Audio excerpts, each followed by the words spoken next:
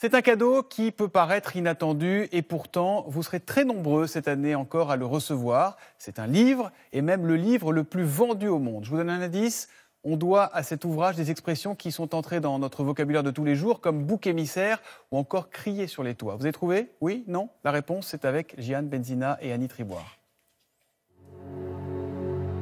Il a traversé les siècles. On l'appelle le livre des livres. La Bible, le livre le plus lu au monde, écrit en araméen, hébreu, grec. Depuis les premiers textes au 1er siècle après Jésus-Christ, la couverture et la langue ont un peu changé. Mais le succès est toujours le même. Dans cette librairie, rien que ce mois-ci, il s'en est vendu plusieurs centaines. C'est un secteur qui est central, il est face à la porte d'entrée du magasin. Donc il se déploie ici sur 4 travées et puis sur ces étagères-là et ici également. Donc 1,90 €, premier prix, pour avoir le texte intégral en traduction protestante. Et puis ça va sur des très belles Bibles, comme celle de Jérusalem, ici, qui est vraiment un très bel ouvrage, en cuir tranché argent, 179 €.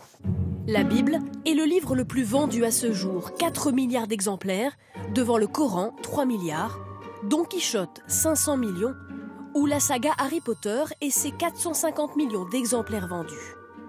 Pour ses lecteurs, la Bible n'est pas un livre comme les autres. Ça se démode pas, on peut l'ouvrir à n'importe quelle page, pour lire une ligne, 10 pages. Il faut l'avoir. On l'offrira peut-être plutôt à un croyant, mais on peut aussi, je pense, l'offrir à un incroyant pour susciter son intérêt, sa curiosité. C'est un livre qui reste d'une actualité étonnante. Aujourd'hui, elle s'adresse vraiment à tous les publics. Mais pour cela, il a fallu user d'huile de coude. Au Moyen-Âge, c'est à la main, par le travail des moines copistes, que la Bible se diffuse. 1 an de travail pour un ouvrage comme celui-ci.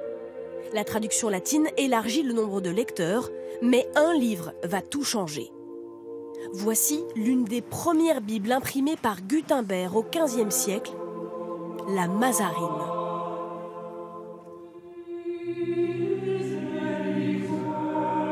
C'est vraiment la première grande entreprise éditoriale de l'époque moderne.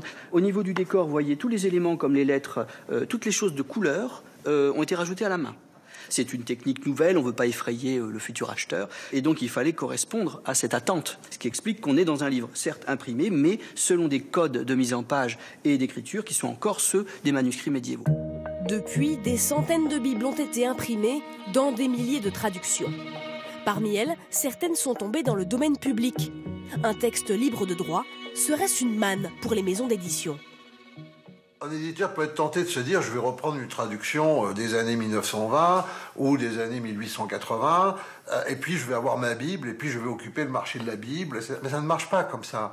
Parce que cette Bible qui a été pensée à une époque, elle devient symptomatique de l'époque. La Bible, c'est un fantastique miroir.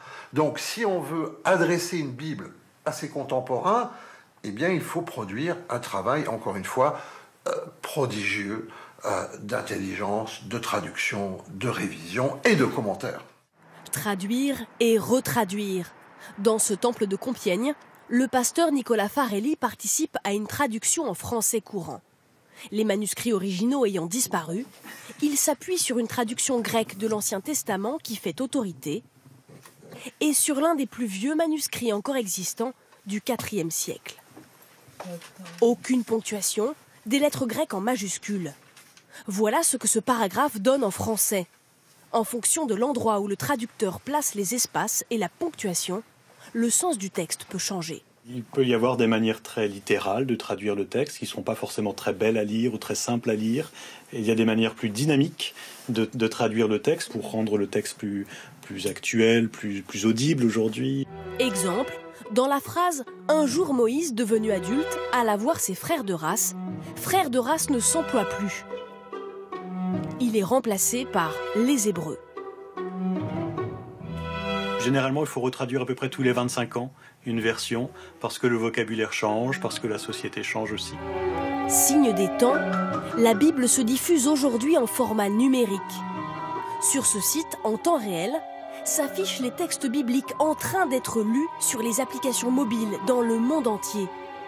Aujourd'hui, une Bible sur 5 est diffusée en ligne.